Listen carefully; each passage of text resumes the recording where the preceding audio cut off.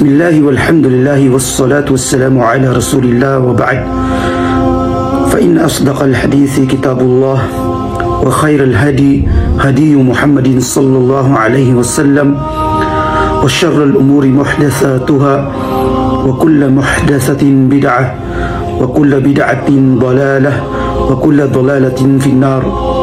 Mga kapatid sa Islam, mayroong nagpadalang mensahe sa atin at inshallah tutugunin natin ito ng mayroong mga batayan. Ang kanyang katanungan ay ganito: Assalamualaikum, tanong ko lang, di nakapagsala ng zuhur, asr at asr, naabutan ng salatul maghrib, ano po ang uunahin? Syukran.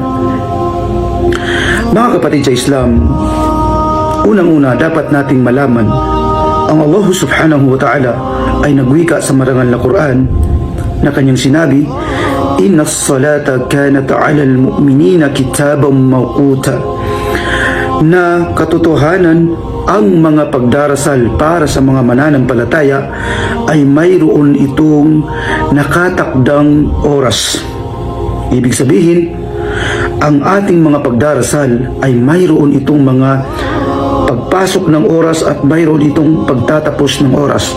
Kaya nga naman, kabilang sa syurut ng sala o kondisyon ng sala ay ang pagpasok nito sa takdang oras nito, dukhulul waqt, ang pagpasok ng takdang oras nito at ang pagtatapos sa oras nito.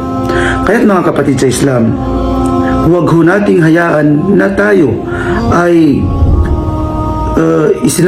isinasawalang bahala na lamang ang mga oras ng sala. Marapat na pagdating ng oras ng sala ay atin na kagad itong itatayo. Huwag ho nating hayaan na ipagpaliban ito, sapagkat ito ay katangian ng mga munafik o mapagkunwari.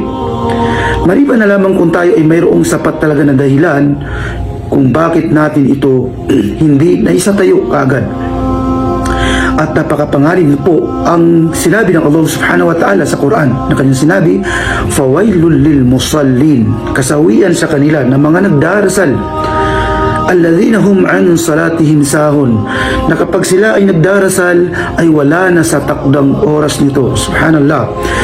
At binanggit ito ng Allah subhanahu wa ta'ala na kasawian sa mga taong nagdarasal ng laging nasa huli o wala na sa takdang oras ng kanilang pagdarasal.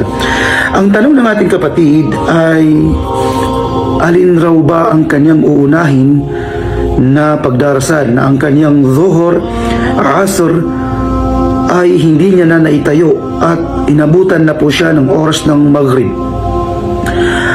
Ayon sa mga ating mga pantas ng kanilang pagpapaliwanag dito, ang pinakamainam na gagawin kapag ito ay nangyari sa atin, ang marapat nating unahin ay tartib. Unahin natin kung ano yung sala na nauuna. Halimbawa, unahin natin ang zuhur, isusunod natin ang asr, at saka natin itataguyod ang maghrib.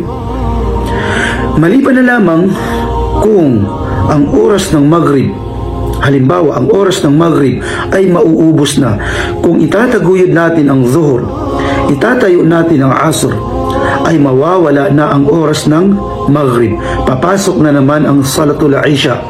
Sa ganung pagkakataon, mga kapatid sa Islam, ay unahin natin ang salatul maghrib at saka natin isunod ang tinatawag na zuhur at salatul asr.